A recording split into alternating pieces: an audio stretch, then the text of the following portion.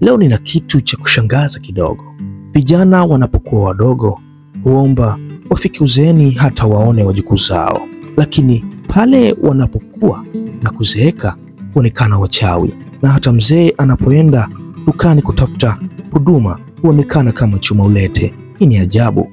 Katika jamii nyingi za Kitanzania, wazee wamekuwa wakihusishwa na uchawi, wamekuwa wakitazamwa kwa hofu, wakisingiziwa kwa kila baya linalotokea kwenye jamii, ikiwa ni kifo au ugonjwa au mikosi au baya lolote, huonekana kama ni wazee ndio wachawi. Lakini je, dhana hii ina ukweli wowote?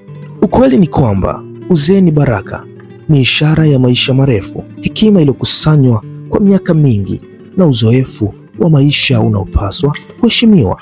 Katika mila za Kiafrika, wazee walikuwa ni watu wa muhimu, washauri wa jamii, walimu na walinzi wa mila zetu. Lakini leo badala ya kuheshimiwa, baadhi yao wanatengwa, wanashutumiwa, hata kuuawa kikatili kuwa ni wachawi. Kwa nini hutokea haya? Kwa nini hutokea huu ukatili kwa wazee?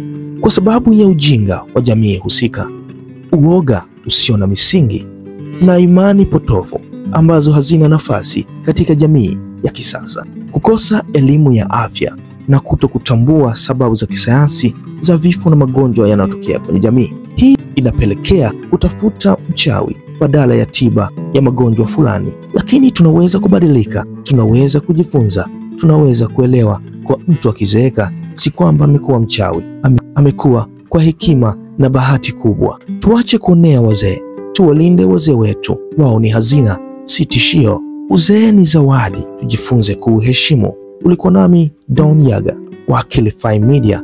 Usisahau kusubscribe, comment, kulike na kushare.